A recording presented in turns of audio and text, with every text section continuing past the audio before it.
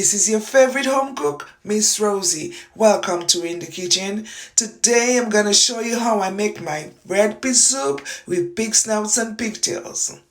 First, I cut them up and I soak them overnight, but that's not before I clean the film off from the top of them. So I'm gonna show you just how I did that. Using a knife, you're gonna scrape it and you'll see that white film that's gonna come out. Just like that, you scrape it.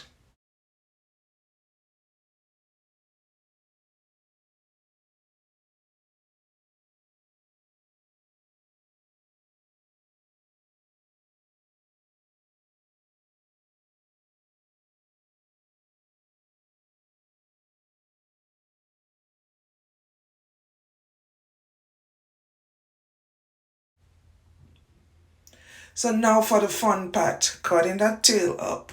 Don't be intimidated, just use a knife and find the joint and it comes out really easy. Just like that. See how easy that comes out. Just locate the joint.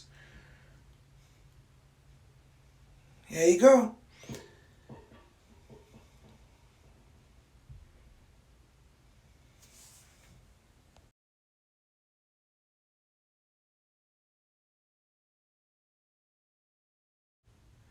So to clean the snout is the same process as the tail. Scrape the film off of it using your knife.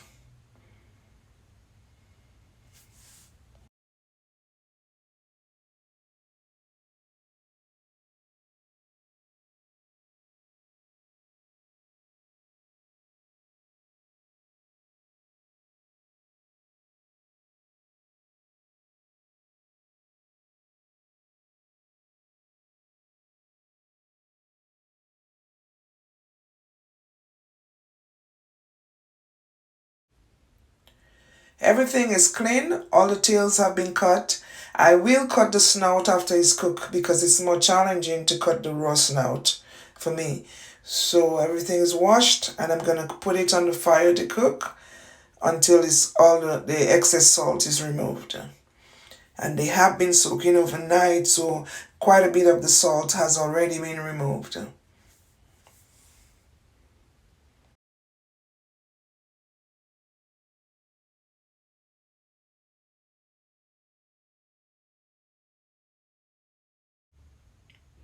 While the meat is being cooked, I'll show you how I cook my beans without the use of a pressure cooker in a very short space of time.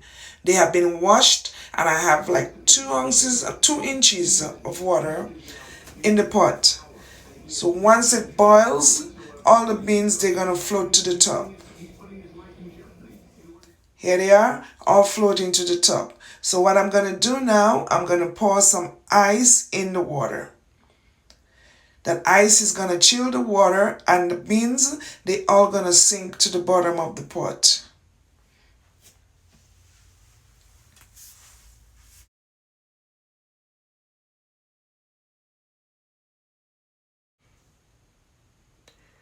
I'll leave it on high heat until all the ice have melted and it has come to a boil.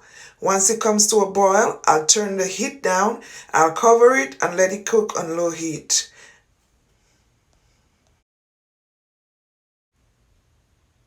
I'm adding just a little bit more water in there because I have a lot of beans, like 2 pounds of beans in here. So I want enough water to cook it all the way through. I'll be using some tanya, yam, and sweet potato in the soup today. So I'll peel the skin off of those and have them ready to put in the soup. The beans have been cooking for about 45 minutes now. Let's take a look and see how tender they are.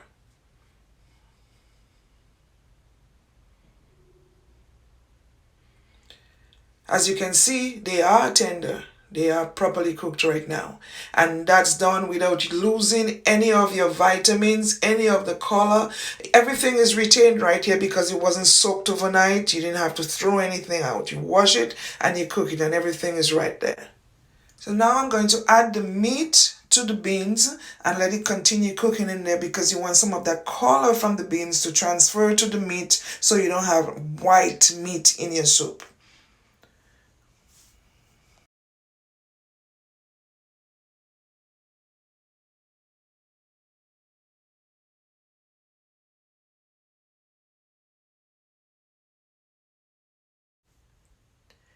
I have transferred the meat and the beans to a bigger pot. Back home we would say a bigger bum. It's a big bum of soup we're making today. So the meat is cooked, the beans are cooked, and what you don't want to do is take all the salt out, because personally when I bite into the bones, I like to taste a little bit of salt. Now to add the ground provision, we have some sweet potatoes, some yam, and some tanya that I peeled, I cut, and I washed before adding to the soup.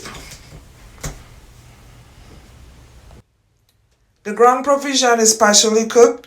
Now it's time to add the minced bell pepper and onions. I'll let that cook for a little while, and I'm going to come back to add some dumplings. You know we can't make red pea soup without dumplings. I've made some dumplings, some long, round, and flat ones. I'll be seasoning the soup using 2 packs of chicken flavored soup mix. Do check the saltiness of your soup before adding anything that contains salt, because the meat does contain salt that it releases into the soup, so you season accordingly. You definitely don't want it to be too salty. And this is just perfect for me. So now add some black pepper.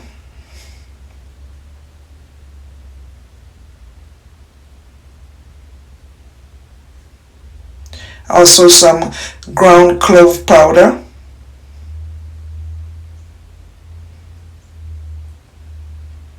And I'll just mix it and let that boil in there for a little while.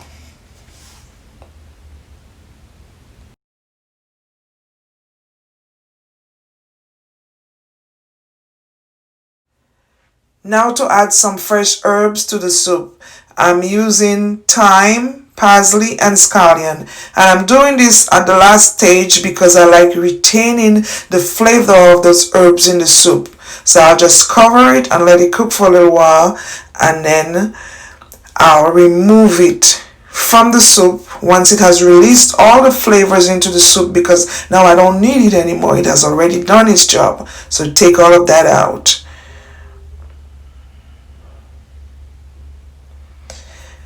And there you have it, the perfect pot of red pea soup with pig snout and pigtails, ground provisions, and dumpling. I really do hope you like this recipe. If you do, try it.